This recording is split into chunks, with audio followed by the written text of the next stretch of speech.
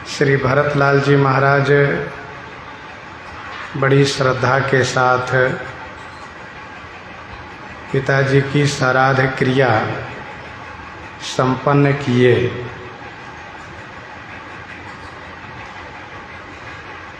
श्राद्ध क्रिया करने में कहीं भी किसी प्रकार से कृपणता नहीं आने दिए, बल्कि जैसे महाराज थे वैसे ही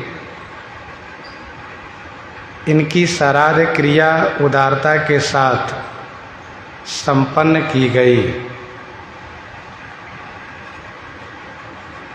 मुनि श्रेष्ठ जहाँ पर एक गौदान की बात बताए, वहाँ पर हजारों गौदान किए,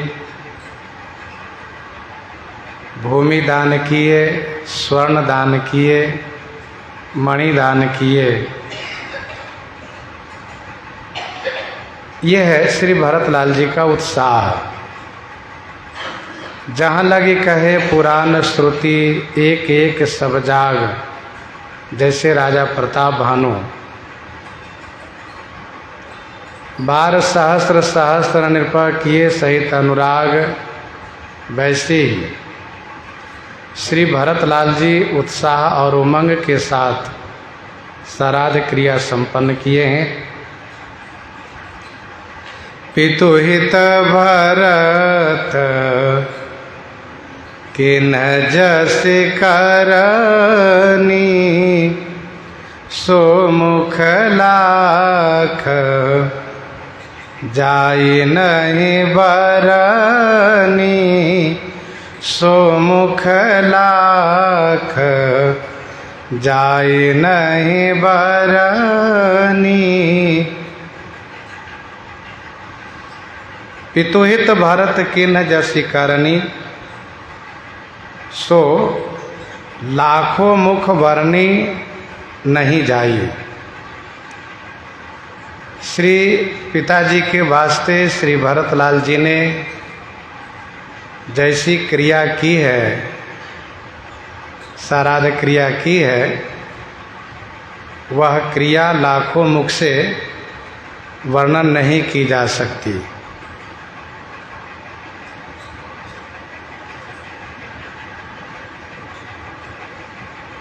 यहाँ तक पिताजी की अंत्येष्टि क्रिया, श्राद्ध क्रिया वर्णन गोस्वामी जी किए। अब आगे की चौपाई से श्री भरतलाल जी का मंगलमय चरित्र प्रारंभ करते हैं। सुदिन सोधि मुनिवर तब आए,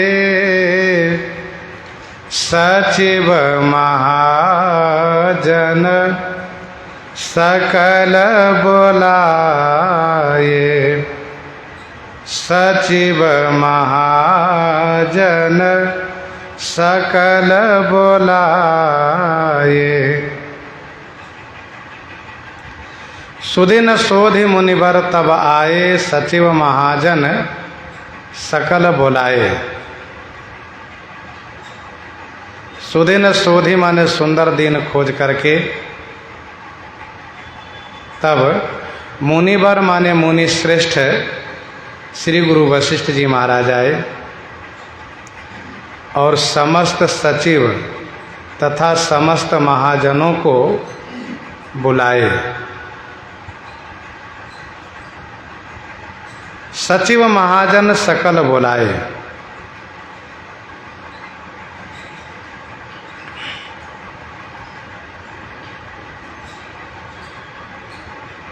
तेरह दिन में श्राद्ध क्रिया संपन्न हुई है, जिसको लोक भाषा में कहते हैं तेरही होना।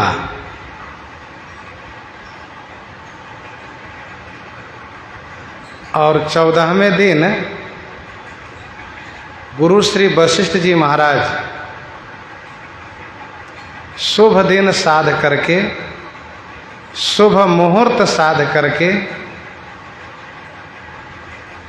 स्वयं आए हैं और समस्त मंत्री, समस्त महाजन माने सेठ, नगर सेठ को बुलाए हैं। अब प्रश्न ये उठता है कि गुरु श्री वशिष्ठ जी महाराज शुभ मुहूर्त शोध करके आए, फिर भी श्री भरतलाल जी राज्य नहीं लिए, तो इनका शुभ दिन खोजना लगता है कि बहुत सुभद नहीं है। ये प्रश्न है।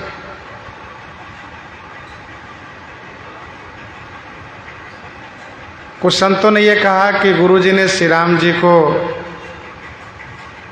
तिलक कराना चाहा तो उनका वनवास हो गया, और श्री भरतलाल जी को भी राजा बनाना चाहा तो श्री भरत भी चित्रकूट की राह लिए। इसका समाधान ये है कि गुरु श्री वशिष्ठ जी महाराज यदि श्री भरतलाल जी के बारे में उनकी गंभीरता को समझते भी हैं, तब भी लोक रीति को पालन करना इनके लिए कर्तव्य था। सो इन्होंने किया। रही बात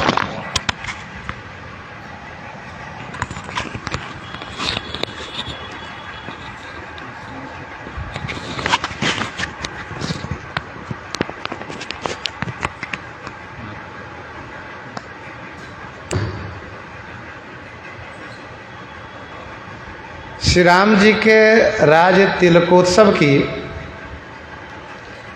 तो श्री राम जी के राज तिलकोत्सव में श्री गुरु वशिष्ठ जी के द्वारा कोई मुहूर्त नहीं निकाला गया था। महाराजा श्री चक्रवर्ती जी ने श्री राम जी को युवराज पद पर अभिषिक्त करने के लिए गुरु जी से निवेदन किया, और महाराज ने ही कहा कि मेरी इच्छा है यह शीघ्र और शीघ्रता में कल ही यदि अभिषेक हो जाए तो बहुत अच्छा रहेगा।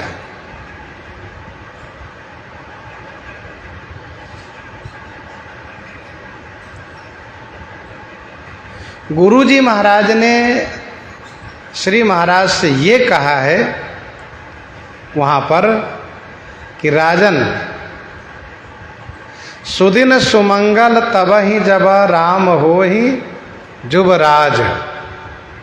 सुदिन सुमंगल तबहि जब राम होहि जुबराज।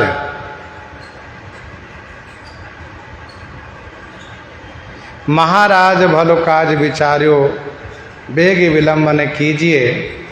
विधि दाहिनो हो ही तो सब मिली जन्म लाहु लूटी लीजिए। यह गुरुजी ने वहाँ पर कहा था। यहाँ पर यह सत्य है कि शुभ दिन साध करके, शुभ मुहूर्त देख करके गुरुजी ने सभा बुलाई है श्री भरत को राजा बनाने के लिए। श्री गुरु जी का शुभ मुहूर्त साधना खोजना यह सार्थक हुआ। कहिए कैसे? तो इस प्रकार से कि श्री भरतलाल जी जब राज्य पद स्वीकार नहीं किए तो सभी के मन में उत्साह हुआ और सभी के मन में श्री भरतलाल जी के प्रति प्रेम बढ़ा। चलत प्रात लखि निर्णव नीके भरत प्राण प्रिय भे सब ही के।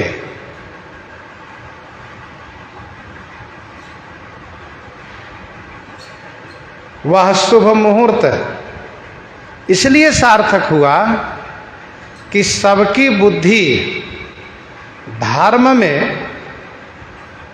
रंगी रह गई, अर्थात सबकी बुद्धि धर्म में प्रवृत्त हो। यदि ऐसा कार्य हो रहा है तो समझना चाहिए कि वह दिन, वह मुहूर्त, वह समय शुभ है।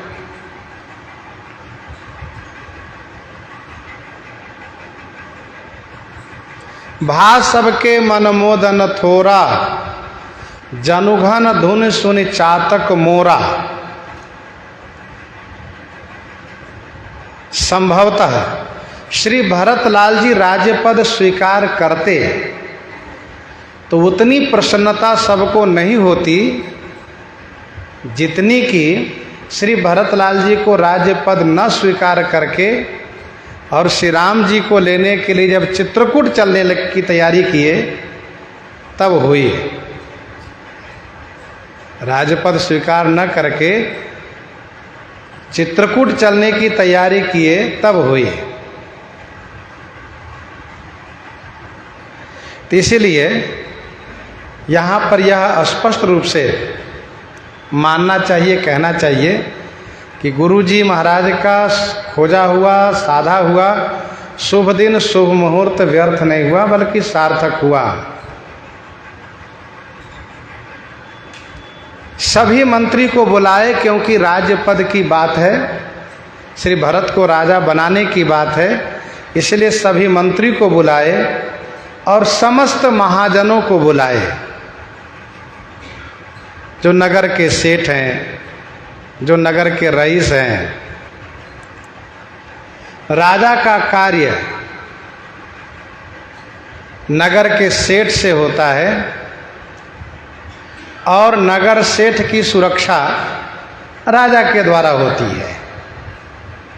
इन दोनों के आपस में समन्वय रहता है, तालमेल रहता है।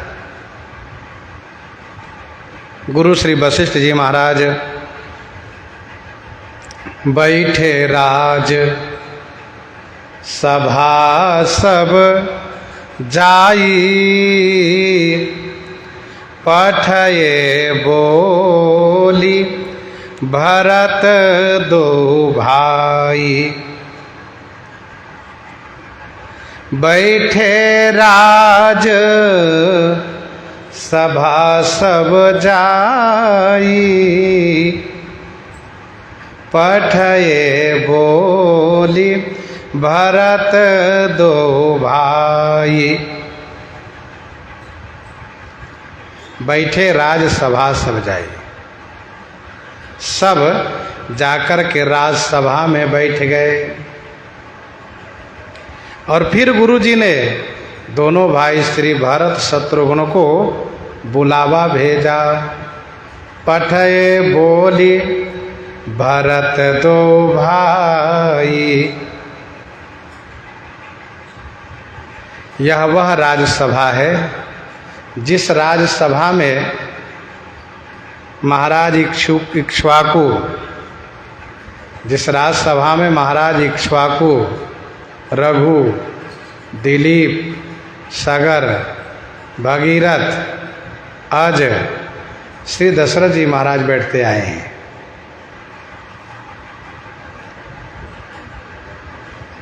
और इसी राजसभा में बैठ करके गुरु जी महाराज उन सभी राजाओं को राज तिलक भी करते आए हैं।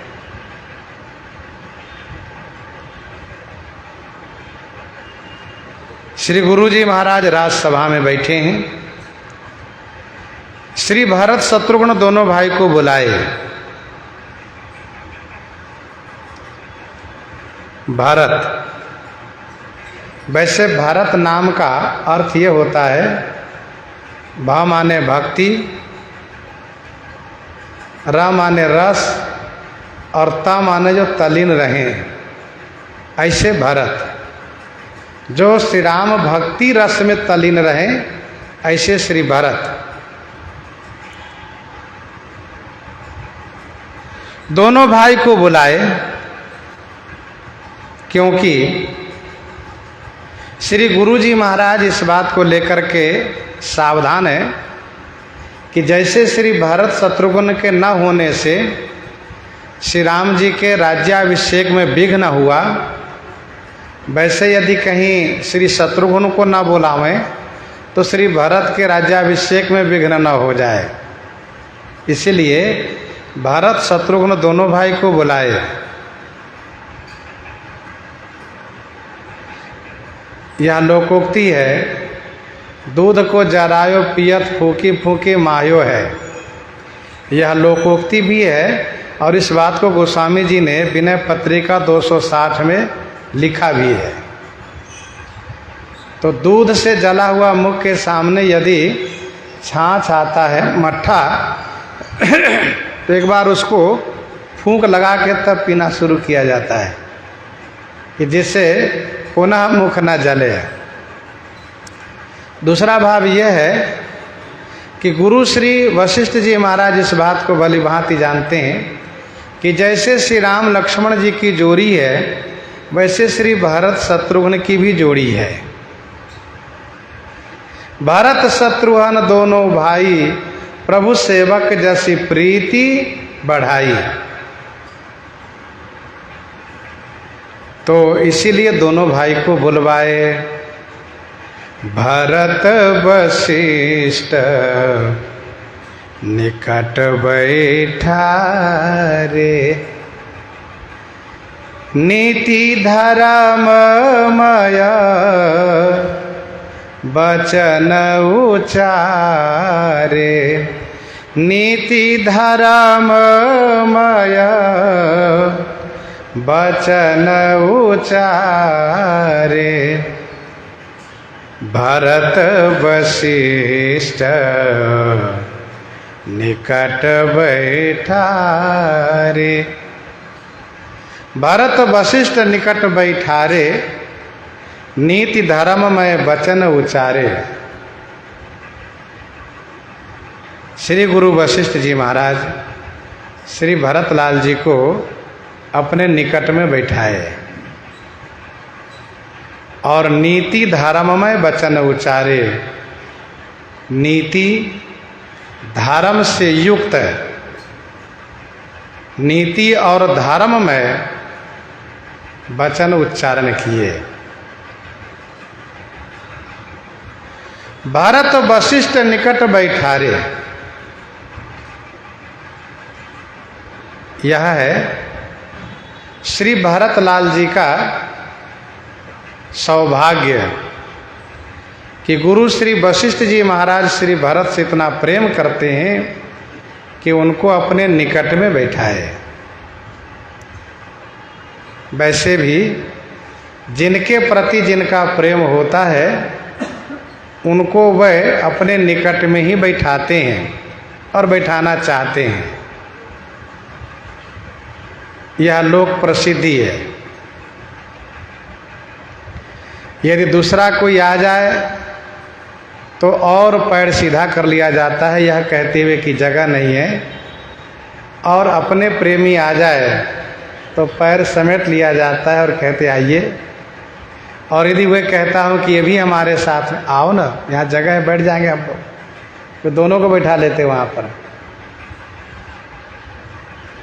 तो श्री गुरु वशिष्ठ जी महाराज श्री भरतलाल जी को निकट में बैठाए। यह प्रेम का पहचान है। दूसरा भाव यह है कि राज्य संबंधित कुछ बातें कहनी होगी जो सार्वजनिक नहीं होगी, गुप्त बातें होगी, तो उसको धीरे से कान में कहेंगे गुरुजी, इसीलिए निकट में बैठाए। तीसरा भाव यह है कि श्री भरत बड़े दुखी हैं, इसीलिए श्री गुरुजी इनको पास में बैठाते हैं जिससे कि इनका दुख कुछ कम हो। तो पहली बात आपने सुनी कि अत्यधिक प्रेम से निकट बैठाया जाता है, ये प्रेम का पहचान है। और इसका प्रमाण मानस जी में है जैसे कि शयन ही रघुपति लखन निवारे, प्रेम समेत निकट बैठारे। कपि उठाई प्रभु हृदय लगावा, कर गहि परम निकट बैठावा। अति आदर समीप बैठारे, भगत सुखद मृदु वचन उचारे।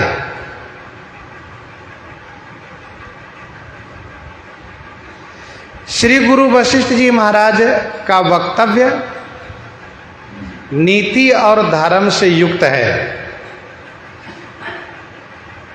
गोस्वामी जी इन दोनों में पहले नीति का नाम ले रहे हैं, क्योंकि श्री भरतलाल जी को राज्य पद नीति के आधार पर ही प्राप्त हो रहा है। वेद विदित सम्मत सब ही का, जेहि पितु देई सो पावई टीका। वेद विदित सम्मत सब ही का, जेहि पितु देई सो पावई टीका। तो श्री भरतलाल जी को राज्यपद नीति के आधार पर प्राप्त हो रहा है। गुरु जी महाराज का वक्तव्य नीति प्रधान रहेगा, गुरु जी का वक्तव्य नीति प्रधान होगा।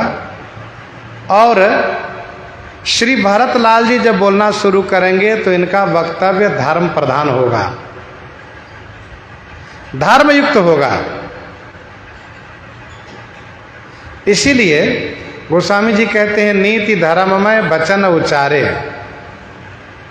नीति धर्म से युक्त गुरु जी का वचन है।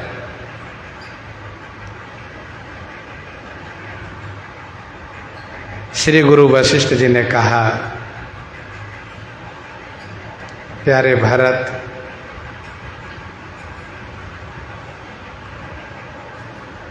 जो अयोध्या जी में घटना घटी है वह घटना दैव की प्रबलता से घटी है, अर्थात दैवीय इच्छा से घटी है।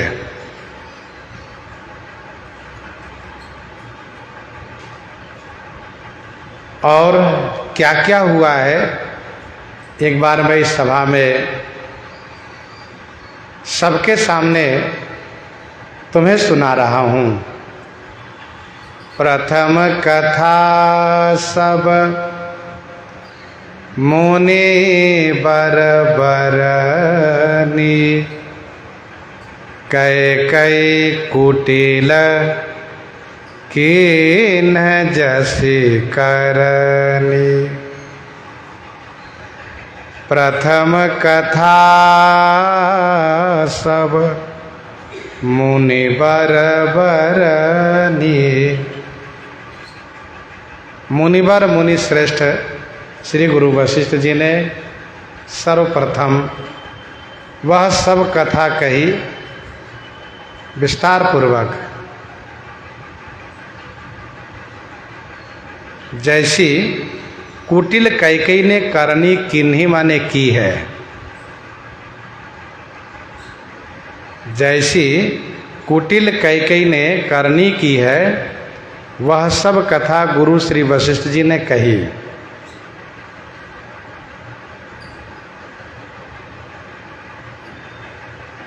अच्छा, गुरु जी ने ये नहीं कहा कि तात कैकेयी दोष नहीं, गई गिरामती धोती, ये नहीं कहा। गुरु जी ने कैकेयी की कुटिलतापूर्ण जो करनी है उसको गुरु जी ने कहा।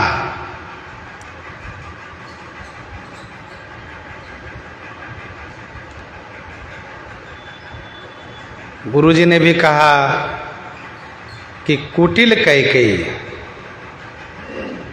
इस बात से गुरु जी को भी आघात लगा है, कष्ट हुआ है कि इन्होंने बड़ी कुटिलता की है, बड़ी निर्दयता दिखाई है और श्री राम जी को वनवासी बना करके, तपस्वी बना करके, बलकल पहना करके वन भेजा है।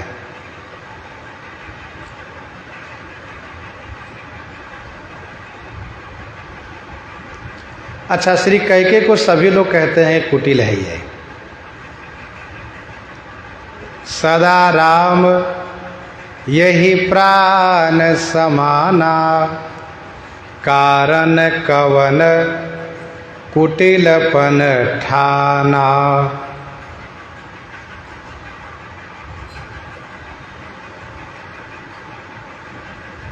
कुटिल कठोर कुबुद्धि अभागी, भई रघुवंश बेनु बन आगी। कैकेयी नंदनी मंदमती, कठिन कुटिलपन कीन। जेहि रघुनंदन जानकी, सुख अवसर दुख दीन। सुख अवसर दुख दीन। तो सबने इनको कुटिल कहा, श्री गुरु जी ने भी कहा कुटिल कैकेयी।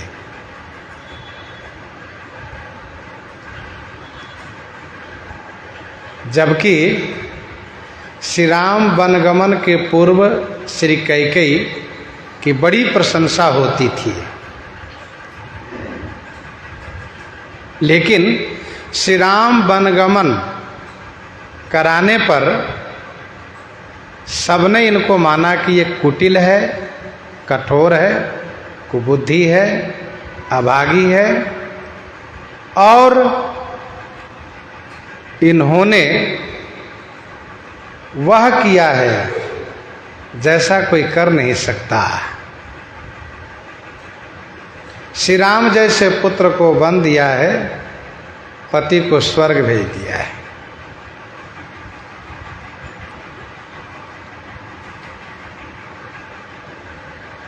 गुरु जी ने कहा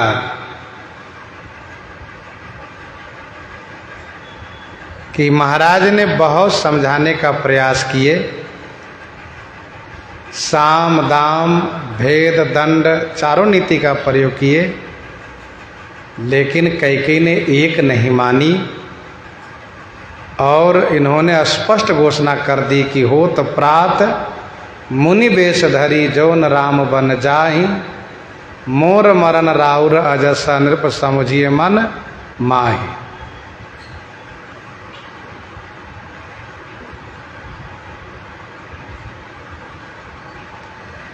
महाराज श्री चक्रवर्ती जी को भी यह आभास हो गया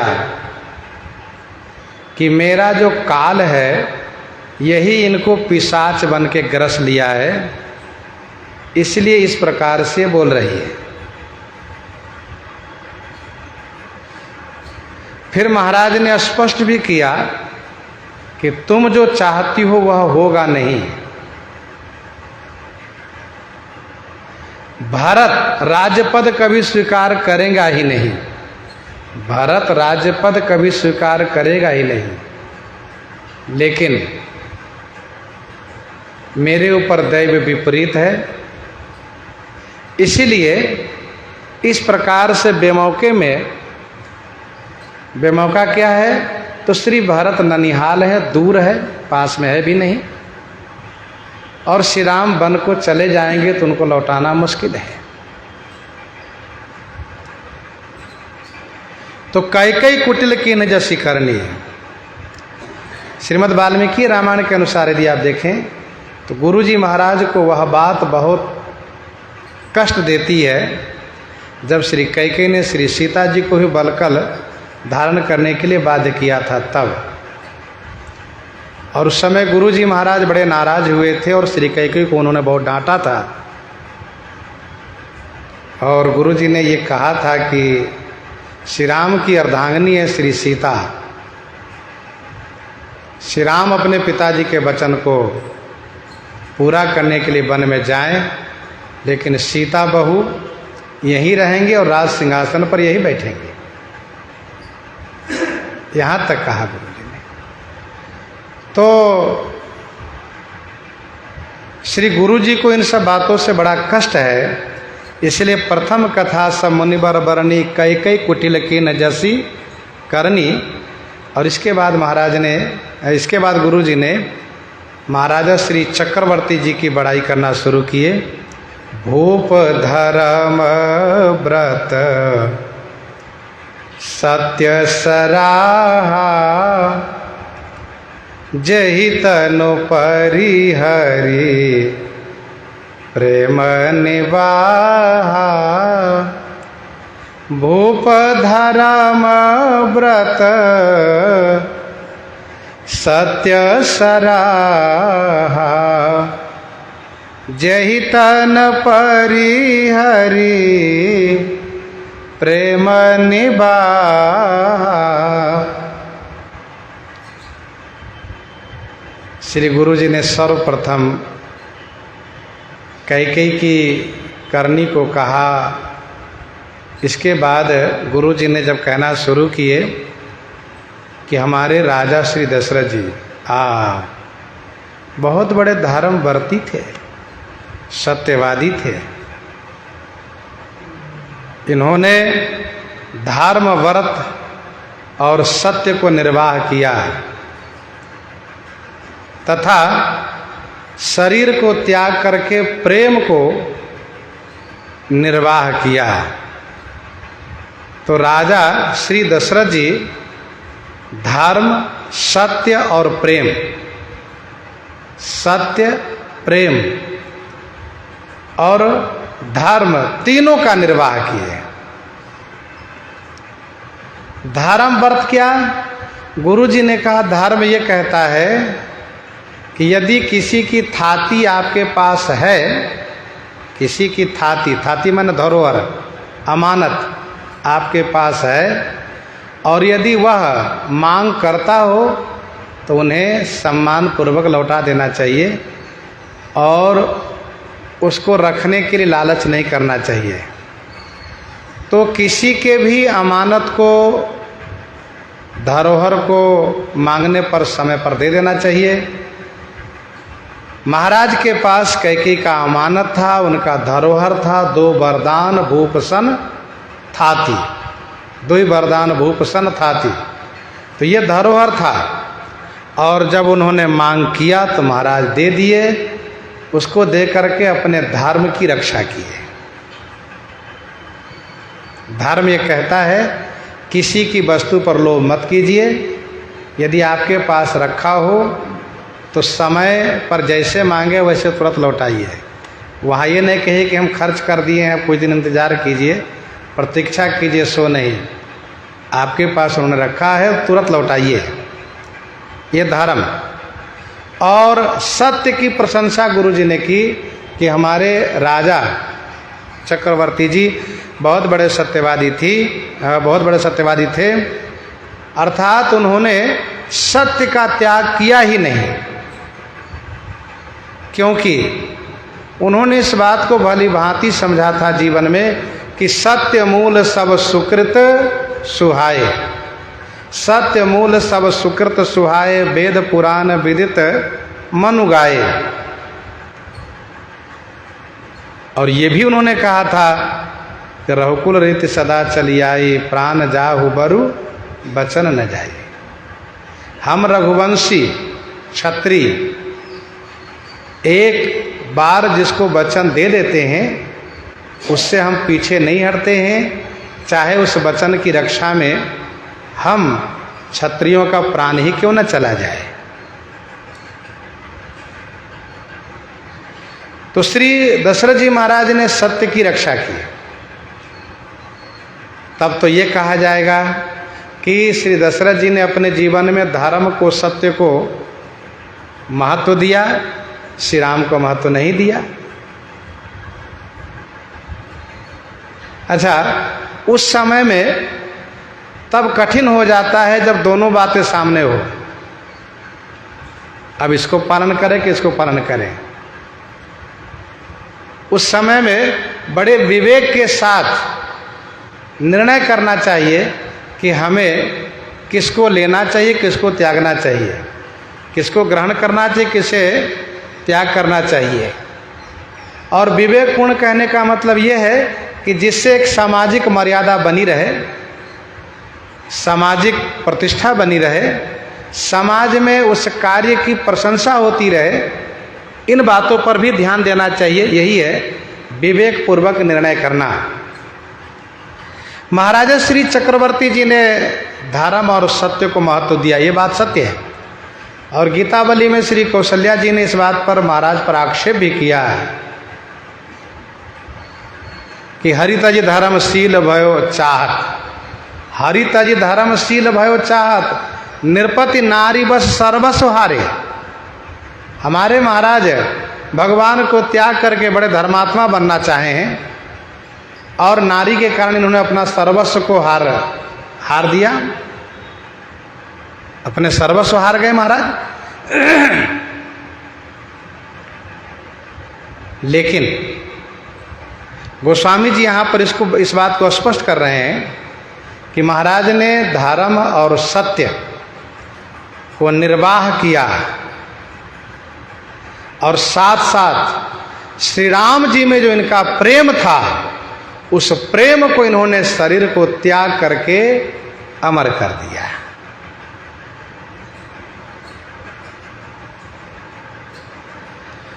महाराज ने इस बात को खेदपूर्वक कहा कि सो तनु राखी करब में कहा जहिन प्रेम पन मोर निवाह। इस शरीर को रख करके मैं क्या करूंगा जिस शरीर ने मेरे प्रेम प्रण को निर्वाह ही नहीं किया। तो श्री चक्रवर्ती जी महाराज ने जहि तनु परिहरि प्रेम निवाहा, इस बात को भगवान श्री राम जी ने स्वयं कहा, राखेउ राउ सत्य मोहि त्यागी। अब जब इतनी बात सुनिए तो मन में कष्ट सा होता है। एक पुत्र कह रहा हो कि पिताजी उनको रख लिए, हमको छोड़ दिए। श्री राम जी क्या कहते हैं, राखेउ राउ सत्य मोहि त्यागी। लेकिन आगे की बात भी सुननी चाहिए। श्री राम जी कहते हैं, तनु परिहरउ प्रेम पन लागी। जो उनका मुझ में प्रेम था, उस प्रेम के वास्ते पिताजी ने शरीर को त्याग कर दिए। तासु वचन मेटत मन, सोचू तहिते अधिक तुम्हार संकोचू।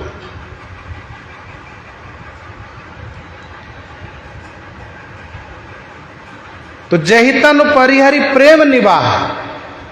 और इसीलिए श्री चक्रवर्ती जी के जीवन और मरण दोनों की प्रशंसा गोस्वामी जी ने की है कि जियन मरण फल दशरथ पावा, अंडा अनेक अमल जस छावा। कहिए कैसे, तो जियत राम विधु बदन निहारा, राम विरह करी मरण संवारा।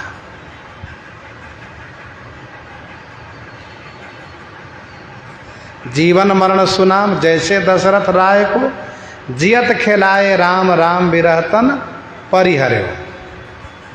राम विरह दशरथ मरण, मुनिमन आगम सुमीच, तुलसी मंगल मरण तरु, सुचि स्नेह जल सींचो।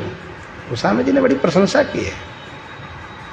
तो श्री गुरु वशिष्ठ जी ने श्री दशरथ जी महाराज के धर्म व्रत, सत्यव्रत और प्रेमपन तीनों की प्रशंसा की है।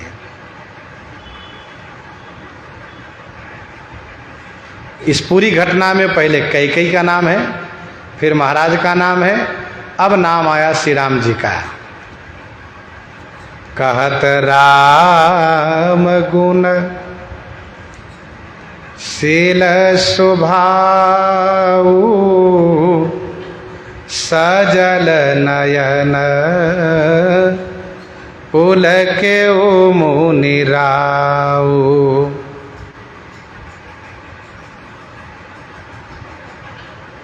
क्या गुरु जी को दुख नहीं है श्री राम जी के बन जाने से? बहुत दुख है गुरु जी को। कहत राम गुणशील स्वभाव। श्री राम जी के शील गुण स्वभाव को कहते हुए में मुनिराज श्री गुरु वशिष्ठ जी महाराज इनके नेत्र सजल हो गए, शरीर के रोंगटे खड़े हो गए, पुलकित हो गए।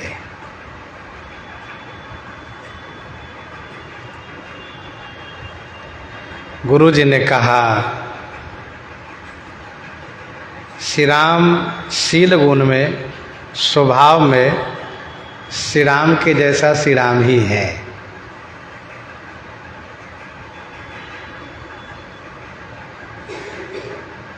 जब श्री राम जी ने माता कैकेयी से वनगमन की बात सुनी तो श्री राम जी ने एक बार भी नहीं कहा कि माता मैंने कौन सा अपराध किया है कि आप मुझे वन दे रही हो, एक बार भी नहीं पूछा।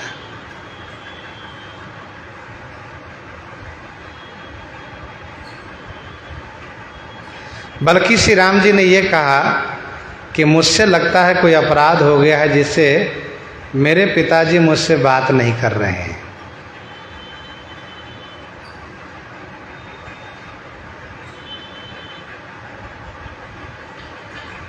श्री कैकेयी ने इस बात पर कहा कि नहीं नहीं, तुम अपराध के योग है ही नहीं, तुमने अपराध नहीं किया है।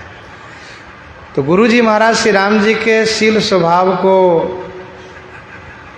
गुण को याद कर रहे हैं कि श्री राम जी को जब वनवास सुनाया गया तो श्री राम जी ने कहा, सुनु जननी सोई सुत बड़ भागी, जो पितु मातु बचन अनुरागी।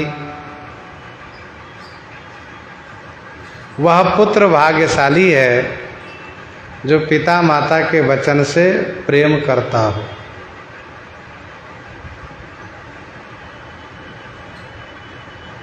तनय मातु पितु तोष निहारा, दुर्लभ जननी सकल संसारा। ऐसा सुंदर शील स्वभाव।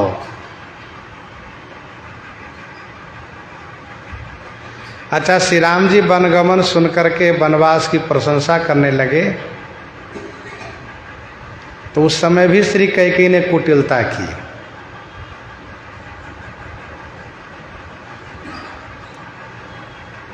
श्री कैकेयी को लगा कि श्री राम वन की प्रशंसा करके यदि ये चाहते हो कि भरत को वन दे दिया जाए और इनको राज दे दिया जाए तो ये नहीं होने वाला है, इनकी बातों में मैं नहीं आने वाली हूँ।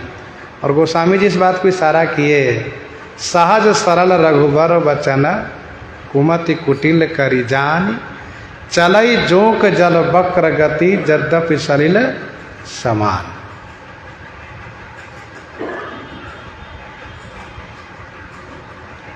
श्री राम जी का शील स्वभाव। गुरु जी महाराज सब देखते आए। जब श्री कैकेयी ने इनके लिए वनवासी वेशभूषा ला करके रखा, मुनि का वस्त्र, मुनि का भूषण, मुनि का पात्र, और श्री राम जी से श्री कैकेयी ने कहा कि तुम्हारे पिताजी तुमको वन जाने के लिए कभी नहीं कह सकते हैं, क्योंकि तुम उनके प्राण प्रिय हो। अब तुम्हारा क्या कर्तव्य है, तुम स्वयं निर्णय करो।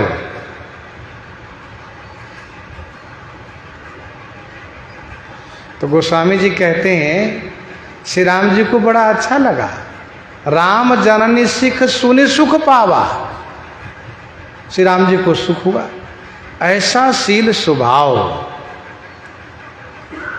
विश्व के इतिहास में किसी भी बेटे में नहीं हो सकता है कि माँ, सौतेली माँ वन दे रही हो और उन सौतेली माँ के चरणों में जिनका प्रेम बना रहे, श्रद्धा बनी रहे। ये तो श्री राम जैसे पुत्र में ही संभव है।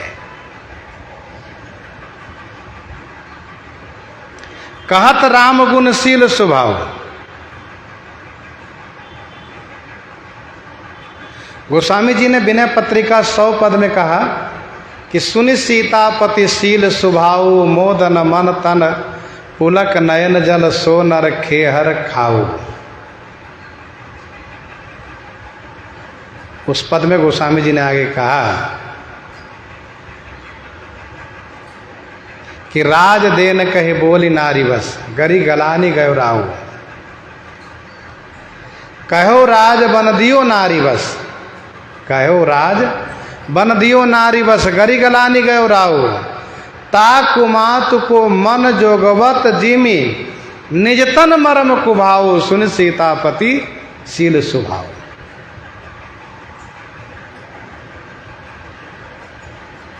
हम लोगों के जीवन में यदि किसी का थोड़ा प्रतिकूल व्यवहार होता है, चाहे वो जितना प्रेम किया हो, सब प्रेम को किनारे कर देते हैं। लेकिन श्री राम जी श्री कैकेयी माता के उस प्रेम को याद करते हैं, जिन्होंने मुझसे बहुत दुलार दिया है, जिन्होंने मुझे बहुत दुलार दिया है, प्रेम दिया है।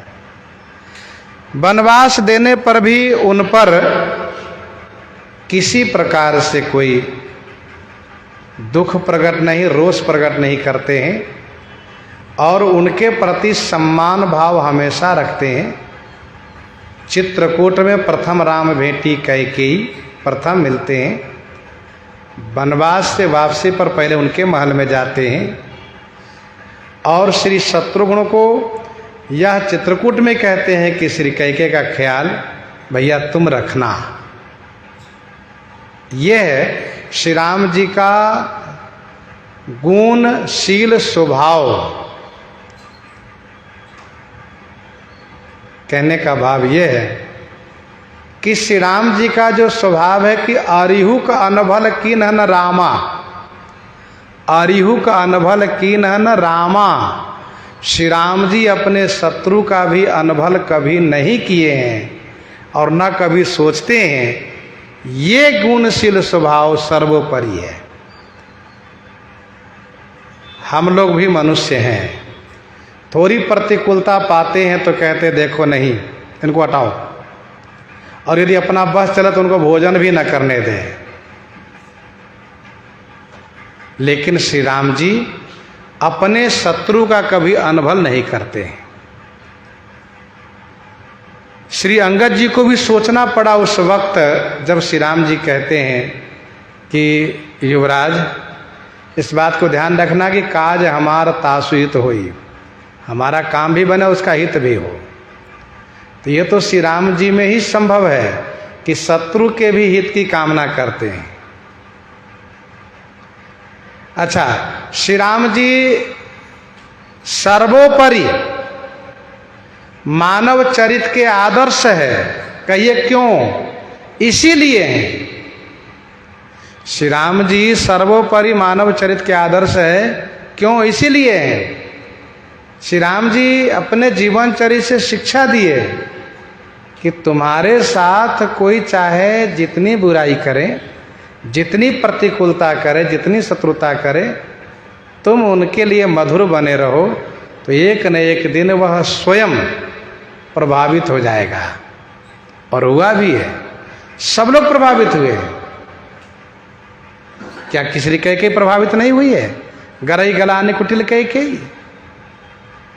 रावण को भी सोचना पड़ा है, ये तो गजब के शत्रु हैं। ये जब श्री राम जी प्रथम दिन युद्ध के मैदान से उनको घर वापस लौटा देते हैं निशस्त्र करके, तो श्री राम जी आदर्श हैं।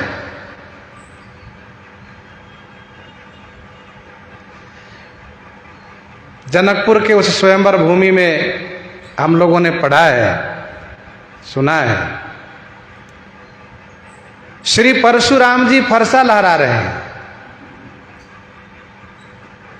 एकदम से फरसा ऊपर उठा कर लहरा रहे हैं, मार डालूंगा। गोस्वामी जी को कहना पड़ा कि भृगुपति बकहीं कुठार उठाए। और जिस फरसे को देख करके श्री लक्ष्मण जी को सहन नहीं होता है, लक्ष्मण जी उनको तुरंत प्रति उत्तर करते हैं, भृगुपति परशु दिखावो मोही, मुझे फरसा दिखाते हो। विप्र विचारी बचो निरपद्रोही, ब्राह्मण इसलिए छोड़ दे रहा हूं, तो फरसा भी छीन लेता, मार भी देता। लेकिन धन्य है श्री राम जी। श्री राम जी क्या कर रहे हैं? श्री राम जी मन मुस्का ही राम सिर नाय। श्री परशुराम जी परसा उठा अभी मारूंगा, तो श्री राम जी मुस्कुराते सिर झुकाते मारिए। यह है श्री राम जी की मधुरता। श्री राम जी की मधुरता अर्थात इनका गुण शील स्वभाव है।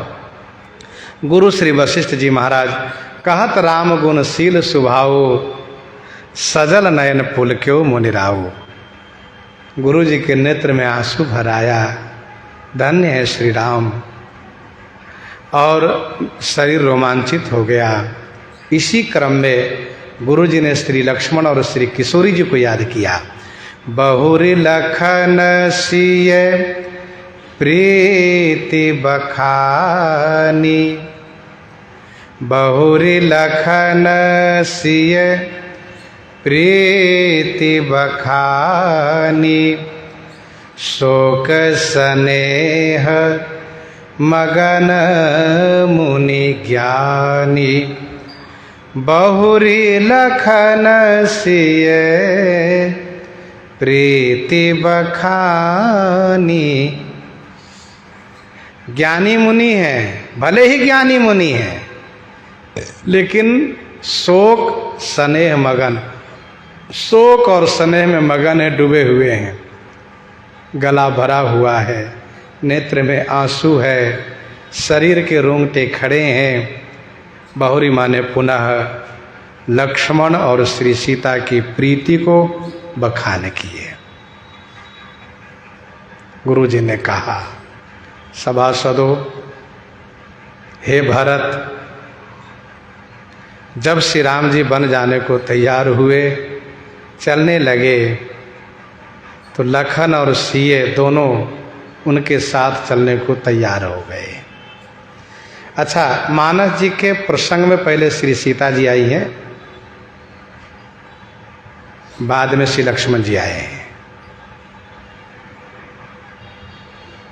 लेकिन यहाँ पर गुरु जी पहले लक्ष्मण जी का नाम लेते हैं, फिर श्री सीता जी का। ऐसा क्यों? तो इसका उत्तर ये है कि गुरु जी महाराज शोक स्नेह में डूबे हैं।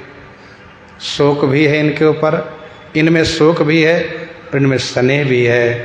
तो शोक स्नेह में डूबे होने के कारण क्रम भंग हुआ। दूसरा इसका समाधान ये है कि अन्य रामायण का मत भी गोस्वामी जी ने रखा, क्योंकि श्रीमद् वाल्मीकि रामायण में श्री लक्ष्मण जी पहले आए हैं श्री राम जी के पास, माता कौशल्या जी के सन्मुख दोनों भाई पहले हुए हैं, बाद में श्री सीता जी आई हैं। बहुरी लखन से प्रीति बखानी, गुरु जी ने लक्ष्मण की प्रीति कही। वाह लक्ष्मण, प्रेम इसको कहते हैं। लक्ष्मण ने श्री राम को बन जाते हुए देखा तो इन्होंने अपने आप में निश्चय किया कि सरकार यदि आज्ञा देंगे तो साथ जाऊंगा, नहीं आज्ञा देंगे तो प्राण को उनके साथ भेज दूंगा। राम बिलो के बंधु कर जोरे, देह गेह सब सन तृण तोरे। गीतावली अयोध्या कांड 11 पद में गोस्वामी जी ने लिखा, श्री लक्ष्मण जी की ओर श्री राम जी ने देखा कि कृपा सिंधु अवलोक बंधुतन, प्राण कृपान म्यान से छोड़े। श्री लक्ष्मण जी शरीर और प्राण को अलग अलग करके वहाँ खड़े हैं। श्री राम जी केवल स्पष्ट कह दें कि मैं नहीं ले जाऊंगा, तत्क्षण प्राण छोड़ देंगे। कृपा सिंधु अवलोक बंधुतन, प्राण कृपान वीर से छोड़े। म्यान से तलवार जब निकाल ली जाती है तो फिर समझना चाहिए कि कुछ न कुछ होगा जरूर।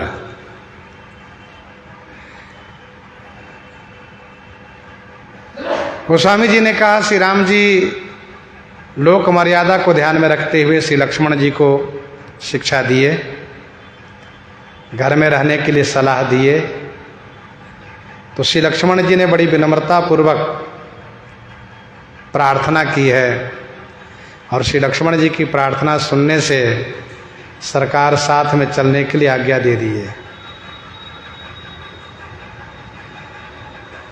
करुणा सिंधु सुबंधु के सुनि मृदु वचन विनीत, समुझाए उरलाई प्रभु जानि स्नेह सभीत। मांगो विदा मातु समझाई, आवो बेगी चलहु वन भाई। गुरु जी ने किशोरी जी की प्रीति कही। जैसे ही किशोरी जी ने सुना, तुरंत माता कौशल्या जी के पास आ गई। उन्होंने सुना कैसे? जब श्री कौशल्या जी रोने लगी तो श्री किशोरी जी चौंक गई, क्या बात है माँ, रो क्यों रही हैं? तुरंत भागी भागी आई, देखा तो समझ गई सब। श्री कौशल्या जी ने भी देखा श्री किशोरी जी को तो भी समझ गई कि ये तो इनकी अर्धांगिनी है, बन के जाने को तैयार हैं ये भी। किशोरी जी की तनु प्राण की केवल प्राणा, विधि कर्तव्य कछु जाई न जाना। किशोरी जी के नूपुर भी श्री राम जी से प्रार्थना कर रहा है कि सुनिए, आप ऐसी कृपा कीजिए कि ये चरण मुझे न त्यागे। किशोरी जी को श्री कौशल्या माता समझाती हैं, श्री राम जी समझाते हैं और फिर साथ में चलने के लिए आज्ञा प्रदान करते हैं। श्री लक्ष्मण जी और श्री सीता जी की प्रीति कहने में ज्ञानी मुनि शोक स्नेह में डूब गए। ध्यान दीजिएगा, इनके ज्ञान की शोभा है, इनके ज्ञान की शोभा है। श्री लक्ष्मण और श्री सिया जी की प्रीति में इनका मन जो डूब गया, अर्थात प्रीति रूपी दरिया में इनका मन डूब गया, इनके ज्ञान की शोभा हुई।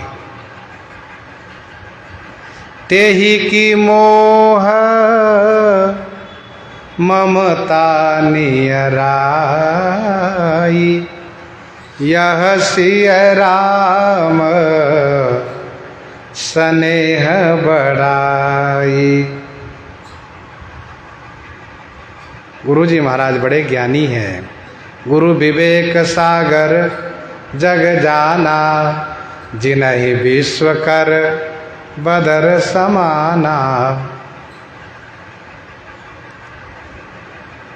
पर ज्ञान की शोभा इसी में है कि भगवत भागवत प्रेम में डूब जाए, नहीं तो उस ज्ञान को शुष्क ज्ञान कहा जाता है। शुष्क माने सूखा, नीरस ज्ञान। और यदि भगवत भागवत प्रेम में ज्ञान डूब जाए तो उस ज्ञान को सरस कहा जाता है।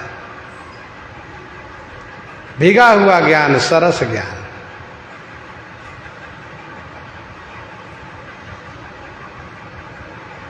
इसके बाद गुरु जी ने कहा, सुनहु भरत भावी प्रबल, बिलखि कहेउ मुनिनाथ। हानि लाभ जीवन मरण, जस अपजस विधि हाथ। सुनहु भरत भावी प्रबल, बिलखि कहेउ मुनिनाथ।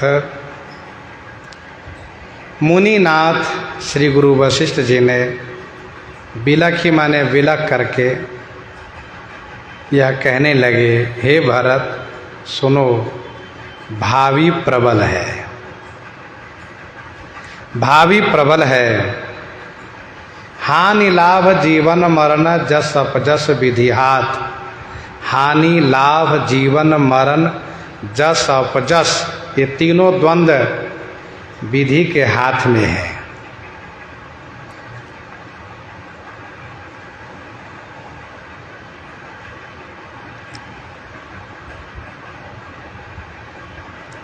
सुनहु भरत भावी प्रबल बिलखी कहो मुनिनाथ। बिलखी का पहला अर्थ यह होता है कि रोने जैसा होकर के, बिलख करके। सीता मातु स्नेह बस बचन काई बिलखाई, बिलखते हुए।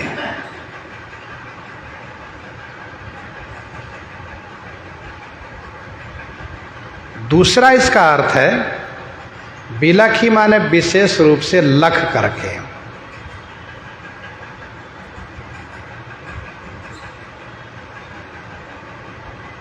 दोनों अर्थ है।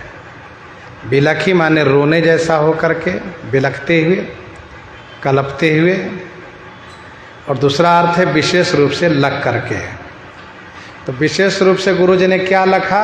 यही लिखा कि श्री भरत संभवतः यह बात कह सकते हैं क्या, गुरु जी आपके रहते हुए सब कैसे हो गया? आपके रहते हुए यह सब कैसे हो गया?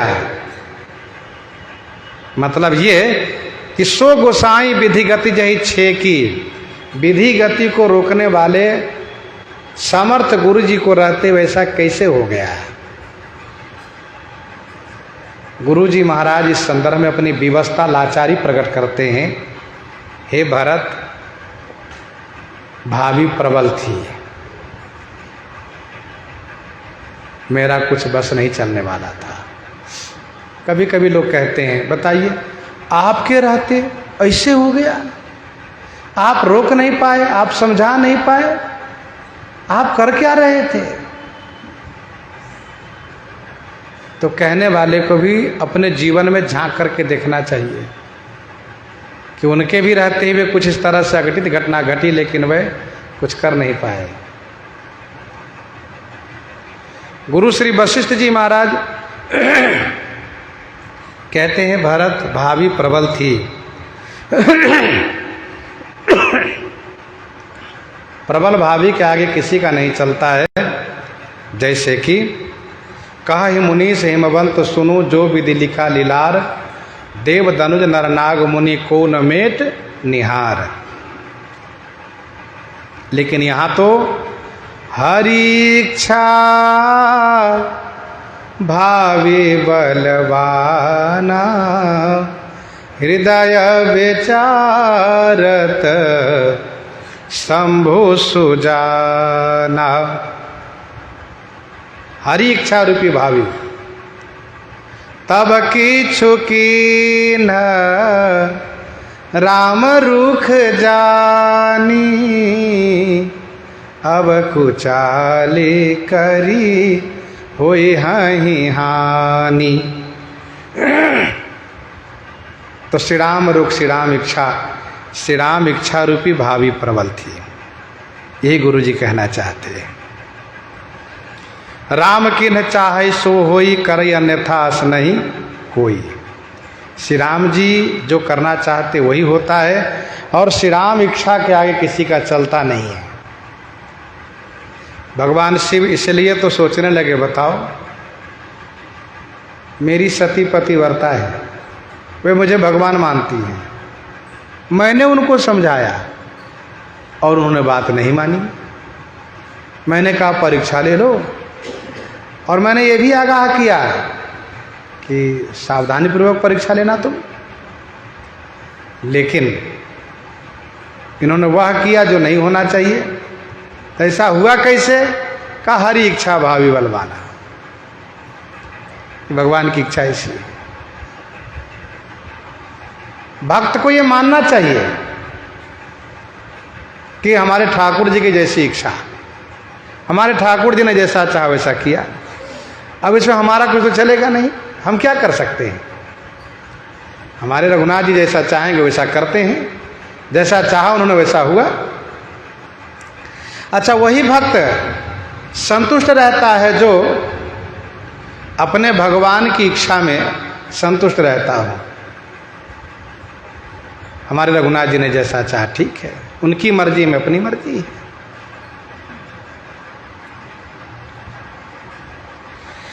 हानि लाभ जीवन मरण जस अपजस विधि हाथ।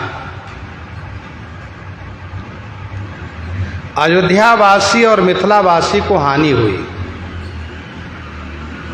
अयोध्यावासी और मिथिलावासी को हानि हुई। मिथिला अवध अभिषेक थे, जग से भयो अनाथ। चित्रकूटवासी दंडकारण्यवासी को लाभ हुआ।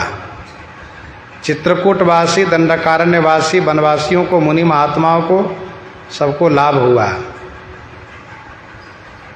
ये कहीं भल भूपति कीन्हा, लोयन लाहु हमहि विधि दिन्हा।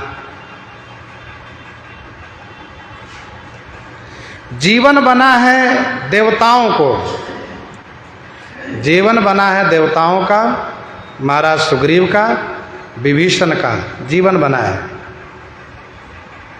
और मरण हुआ है रावण का, बाली का, अन्य असुरों का।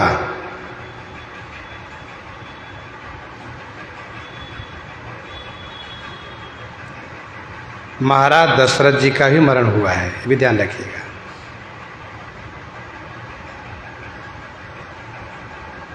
महाराज दशरथ जी का ही मरण हुआ है। तो हानि लाभ जीवन मरण, जस किनको मिला है? कहा जस मिला श्री भरत लक्ष्मण श्री किशोरी जी को। श्री भरत लक्ष्मण श्री किशोरी जी को जस मिला है। अपजस किनको मिला? कहा अपजस मिला है कैकेयी को, मंथरा को।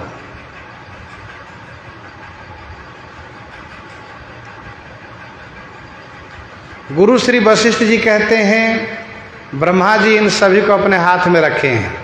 हानि लाभ जीवन मरण जस अपजस विधियात अपने हाथ में रखे हैं। जहाँ जिसको देना हो उन्हीं को देते हैं। क्या देते हैं? कहा किसी को हानि देते हैं, किसी को लाभ देते हैं, किसी को जीवन देते हैं, किसी को मरण देते हैं, किसी को जस देते हैं, किसी को अपजस देते हैं। ये प्रकृति में इस प्रकार की व्यवस्था है। ब्रह्मा जी अपने हाथ में सब रखे हैं।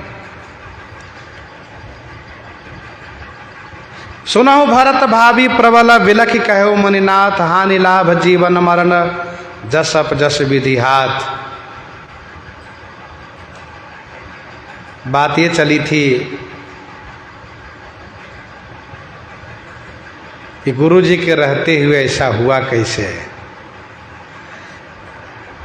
इसी संदर्भ में एक कथा हमारे गुरु जी महाराज सुनाया करते थे।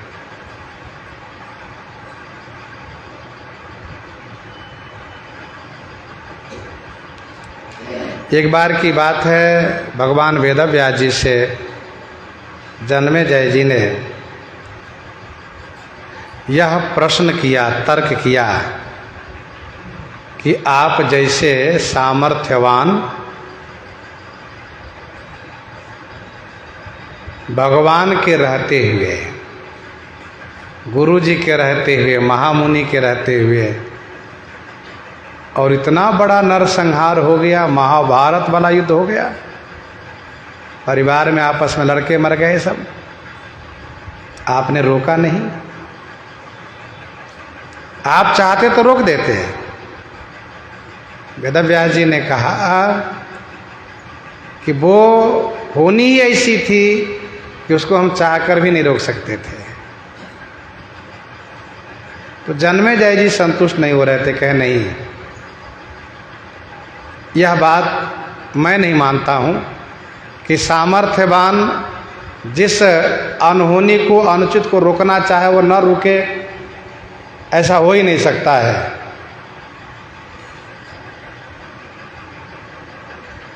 भगवान वेदव्यास जी ने कहा अच्छा ठीक है, कुछ तुम्हारे जीवन में अनहोनी होने वाली है, मैं आज तुम्हें सावधान कर देता हूँ, तुम इस अनहोनी को होने मत देना।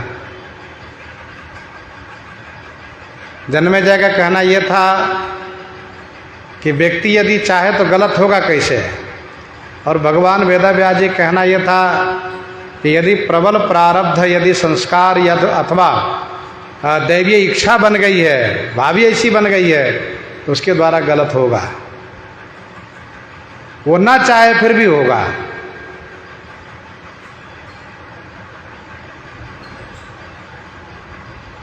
जन्मेजय जी बल और बुद्धि का महत्व दे रहे थे। वेदव्यास जी होनी को, होनहार को महत्व दे रहे थे। इन्होंने कहा सुनो, तुम शिकार के लिए उत्तर दिशा में नहीं जाओगे। ये मैं मना कर रहा हूँ, मत जाना, नहीं जाओगे। मुझे ये भी पता है कि तुम जाओगे भी, लेकिन मैं तुम्हें रोक रहा हूँ कि उत्तर दिशा में शिकार को मत जाना। अच्छा, मान लो तुम चले गए, तो एक सूअर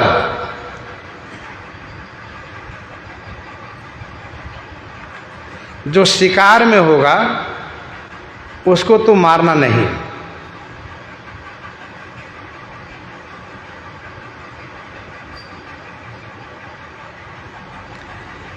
वैसे घोड़े की बात भी कही गई है, एक घोड़ा प्राप्त होगा उसको तुम मारना मत। अच्छा, यदि तुम मार भी दिए तो उसको मारने के बाद एक स्त्री प्रकट होगी, उसको लेकर तुम घर में मत आना। और यदि उसको लेकर आए तुम तो घर में ही उसको रखना, उसके प्रति अत्यधिक प्रेम मत करना। और यदि प्रेम करना भी है तो उस प्रेम को घर के अंदर ही रहने देना। यज्ञ में उसको लेकर के मत बैठना। तुम्हारी पटरानी है, उनको लेकर के बैठना, उसको लेकर मत बैठना।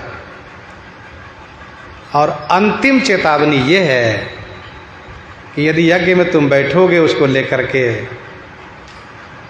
तो ब्राह्मण यदि उपहास करें, कोई ब्राह्मण हंसी उड़ावे कि जन्मेजय बताओ इसको लेकर बैठे हैं, तो गुस्से में आकर के ब्राह्मण की हत्या मत कर देना।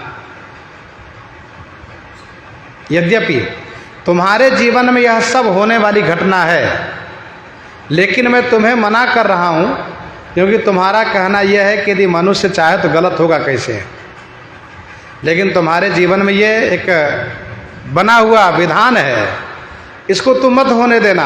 अपने विवेक से, बुद्धि से, बल से इसको रोकना। और यदि ब्राह्मण को तुम मार भी देते हो तो फिर तुम मुझसे मिलना। कहा ठीक है।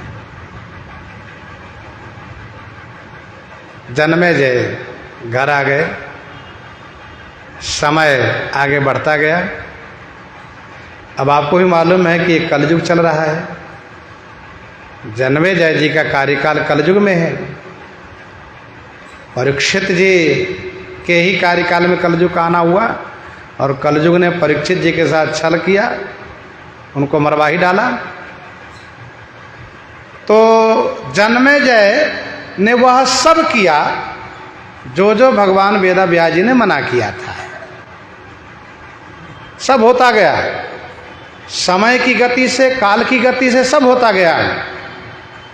और परिणाम ये हुआ कि उस यज्ञशाला में उस स्त्री को लेकर के बैठे थे। ब्राह्मण ने उपहास किया और इन्होंने तलवार उठा करके 18 ब्राह्मण को काट दिए। 18 ब्राह्मण की हत्या कर दिए। अब इनको ब्रह्म हत्या ऐसी लगी कि इनका पूरा शरीर कुष्ठ से युक्त हो गया। पूरे शरीर में 18 प्रकार के कुष्ठ हो गए इनको। कितने? 18 प्रकार के कुष्ठ हो गए इनके शरीर में।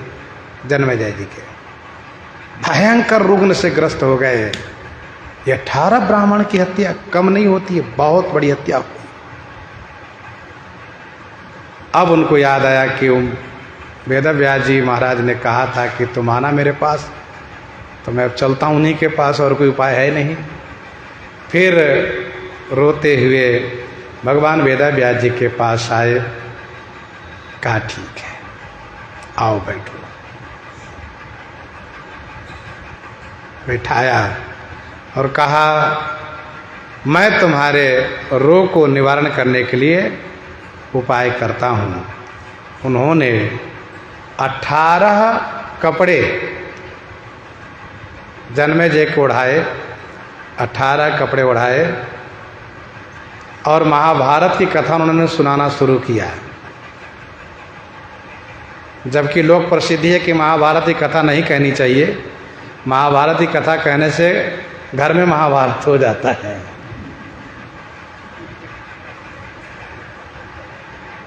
और यहाँ पर कुष्ठ निवारण हेतु भगवान वेद व्यास जी श्री महाभारत की कथा सुना रहे हैं। महाभारत में 18 पर्व है। भगवान वेद व्यास जी ने कहा सुनो, एक एक कपड़े सफ़ेद होते जाएंगे और तुम्हारे शरीर के कुष्ठ एक एक करके एक एक कपड़े के माध्यम से उतरते जाएंगे, परंतु तुम्हें मैं चेतावनी देता हूँ, तुम्हें एक आदेश देता हूँ कि कथा सुनने में जहाँ भी कहीं संशय हो, शंका हो, बता देना, ये ध्यान रखना। तुम बोल देना जहाँ भी शंका हो। अब इस प्रकार से कह दिए, 18 कपड़े ओढ़ाए गए हैं और एक एक पर्व की कथा सुनाते गए, एक एक कपड़े सफ़ेद होते गए, उनके कुष्ठ भी ठीक होते चले गए। कथा पूरी हो गई। 18वां कपड़ा जो है वो सफ़ेद हुआ ही नहीं और पूरे शरीर का कुष्ठ समाप्त हो गया और पैर के अंगूठे में कुष्ठ आके वहाँ रह गया, पद अंगुष्ठ में कुष्ठ रह गया। अब भगवान वेद व्यास जी ने डांटते हुए कहा, बेवकूफ़, मूर्ख, तुम्हारे मन में शंका हुई तो तुमने बताया क्यों नहीं? और बेचारे डर गए। बात तो सही, शंका हुई थी पर मैंने टाल दिया, छोड़ो कोई बात नहीं, हुआ होगा। लेकिन भगवान वेद व्यास जी ने कहा कि यही है, देखो दैवीय इच्छा, इसको कहते हैं प्रबल प्रारब्ध। वेद व्यास चाहता था कि दुनिया से, विश्व से सारे कुष्ठ समाप्त हो जाए, लेकिन ऐसा नहीं हुआ। अब ये कुष्ठ बना रह गया। तुम्हारा कुष्ठ तो मैं ठुक कर ही दूंगा, लेकिन ये कुष्ठ बना रहेगा और अंगूठे से ही कुष्ठ प्रारंभ होगा, ये भी ध्यान रखना। अब तुम बताओ कहाँ शंका हुई थी? हाथ जोड़ कर कहा, गुरुजी महाराज, भगवान, वो जो अमर हाथी था जिसको भीम ने आकाश में, भीम दादा जो भेज दिए थे, फेंक दिए थे आकाश में, उसका क्या हुआ वो हम नहीं समझ पाए।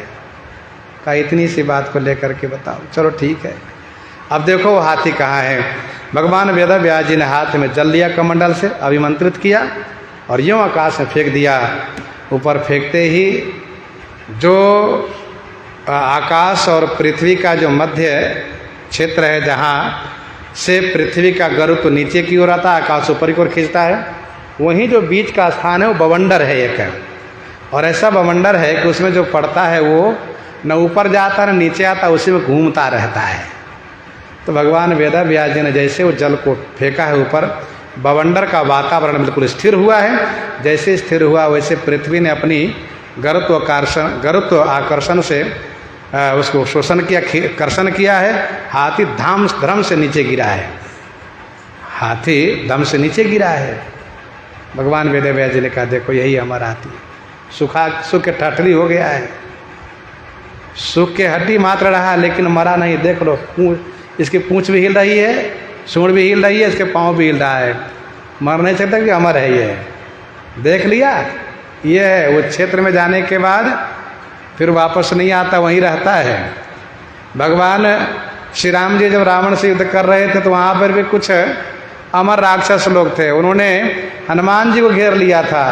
तो श्री हनुमान जी भी उन सब को पूंछ में लपेट करके और कस कर ढेलमास की तरह घुमा करके आकाश में उसको फेंक दिए थे। तो वे चले ब्रह्मवात न भूतल आए, वे कभी भूतल पर आए नहीं। जन्मेजय की शंका समाप्त हो, इनका कुछ समाप्त हो गया। लेकिन जो भगवान वेद व्यास जी ने कहा कि मेरी इच्छा पूर्ति नहीं हुई, यही है संसार। यहाँ पर जो दैवीय इच्छा है वो प्रबल है, जो होनी है, भावी है, वो प्रबल है। बाकी किसी की इच्छा सफल नहीं होती है। तो सुनहु भरत भावी प्रबल, यहाँ पर गुरु जी कह रहे हैं, बिलखि कहो मुनिनाथ हानि लाभ जीवन मरण जस अपजस विधि हाथ। इसलिए मैं कहता हूँ अस विचारी के ही देइए दोषु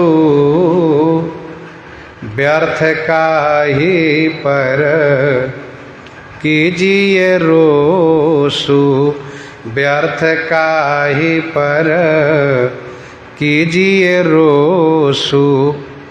ऐसा विचार करके हे भरत किसको दोष दिया जाए और व्यर्थ में किसके ऊपर रोष किया जाए, इसलिए न किसी को दोष दो और न किसी पर रोष करो।